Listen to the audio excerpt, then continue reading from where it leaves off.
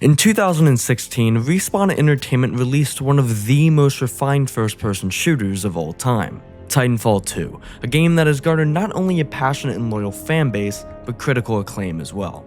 Despite all of this though, the game still kind of feels underappreciated given how great it is. The campaign is an incredibly condensed and memorable experience that has stuck with me ever since I first inserted myself into a Titan.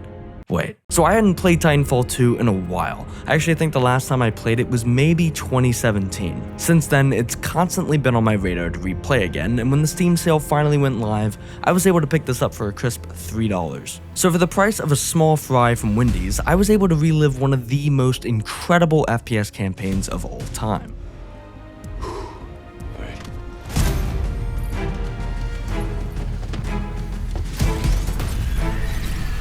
This is the legacy of Titanfall 2.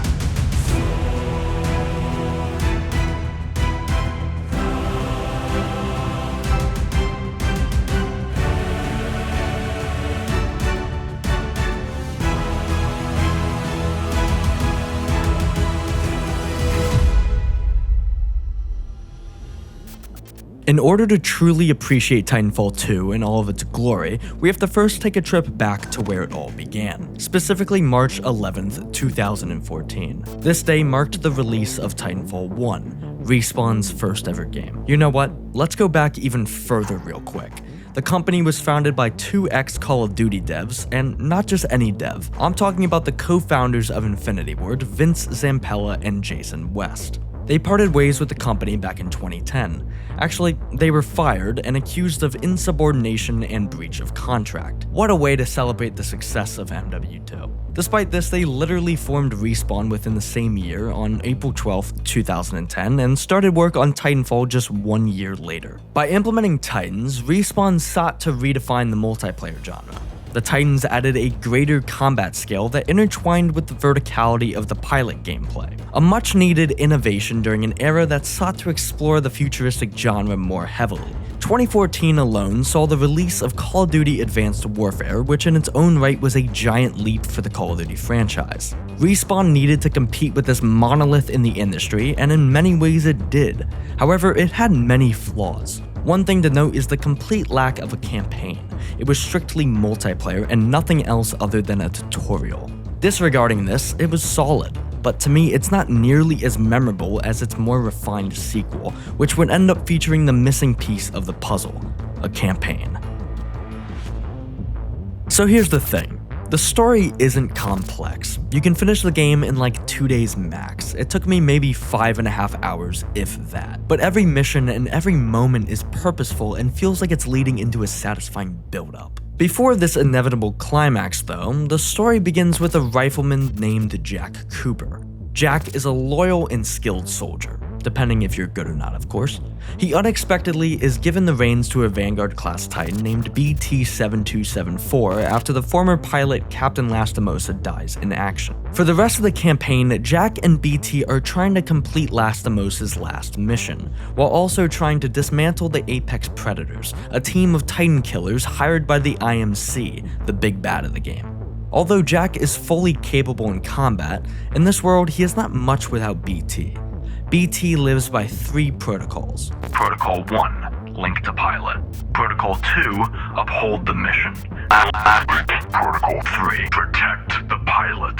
From the get-go, you know that BT will be by your side no matter what for the entire game, and he is possibly one of the best companions anyone could ask for. He's lovable and loyal, and just downright badass. The relationship between Jack and BT adds to the heart of the game. Even though BT is a Titan, Respawn wrote him in a way that makes him feel more human than some of the actual people in the game. This relationship and build-up all leads to an emotional ending where BT launches himself into the IMC's Arcfold weapon, ultimately sacrificing himself to win the battle against the IMC. In doing so, he satisfies Protocol 3, the last protocol he would ever satisfy again.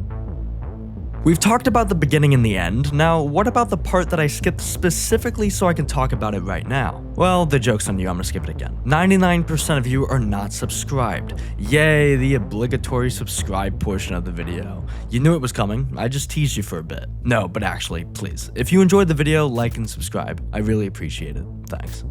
So the missions in this game are simply fantastic. They all feel unique and innovative, and none of them serve as filler. Every mission has a distinct purpose and never repeats a core mechanic. The level design feels like a playground. You can run on walls, parkour over and under anything really, and in a way that feels really novel. To me, the mission that had the most creative mechanic and also allowed you to really explore the parkour element of the game is Effect and Cause. The time travel mechanic, or rather the manipulation of time, was a device to expand the story and gameplay in an impressive way that had never been seen before. In fact, this mission is revolutionary in the way that it changed expectations in the gaming space for what an FPS campaign can be. It also set a benchmark for certain technological advancements in game development. I mean, this is 2016 and you have a game that is stacking two identical levels on top of one another. You're able to parkour between two timelines at any given moment with 0 loading screens to be seen. That's insane. This technological genius is the brainchild of lead designer Jake Keating, who originally intended for this mission to be in Titanfall 1. However, the mission and the campaign as a whole would end up being scrapped. Thank God they were able to uphold Keating's original vision, allowing it to fully shine in Titanfall 2, as this is the core element of its legacy. No matter how great the missions are, of course, what binds the whole game together is the gameplay. We've talked a little bit about parkour, but how does it weave in with the combat? Well, to be honest, it does so seamlessly. The parkour is an extension of a pilot's ability to be independent from a Titan. It ensures that the pilot is no less deadly than their larger, more metallic partner. However, the ability to go in and out of a Titan, god damn it, creates versatility in combat in which the scale shifts. Inside of a Titan, the combat is bigger, bolder, and louder. Suddenly, you're not fighting with rifles, you're fighting with cannon fire as if you're loaning power from a god. On the other hand, you can be a pilot, a human. The combat is closer, faster, it's deadlier. You have no armor around you to protect from the onslaught of enemies that come your way. But there are some enemies that you must become one. Boss fights. The bosses in this game are called Apex Predators, and in the campaign, it's the true test of Jack and BT's combat effectiveness. Are the boss fights genre defining? No. They're just fun, and sometimes that's all you need. Plus, some of them just roast you the whole time. As cringy as it was, the first boss called me a scrub maybe 15 times. You know who else can sling insults at you? Real people. While this video doesn't focus directly on the multiplayer aspect of the game, the servers are still up and running after some years of neglect from Respawn and overall server stability. Just like the campaign, the multiplayer improved on its predecessor in almost every way. Right after I beat the campaign again in preparation for this video, I found myself immediately wanting to play the multiplayer. I was really happy to see that people are still playing the game in 2025. It's crazy that it's already been almost a decade since it first released. Speaking of that, let's talk about where it is now. It's kind of bittersweet, and it's been assumed for a while that there will never be a definitive Titanfall 3, as sad as it is to say.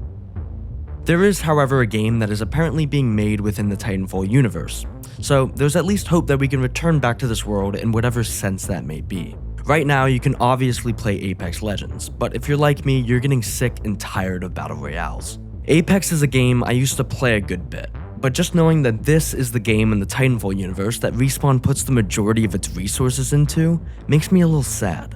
Because they built such an interesting world and narrative only to go back to what made Titanfall 1 worse than its sequel. No campaign, just multiplayer. Respawn has obviously seen a ton of success since Titanfall 2. I mean, they made Jedi Fallen Order and Jedi Survivor, which are both great minus the dogshit PC port. Despite all of this though, I hope that the new Titanfall-esque game that's in the talks reflects back on the greatest parts about Titanfall 2, which was the relationship between man and machine. And Respawn, if you can hear me, stop neglecting what made you who you are. Just remember where the term Apex Legends came from.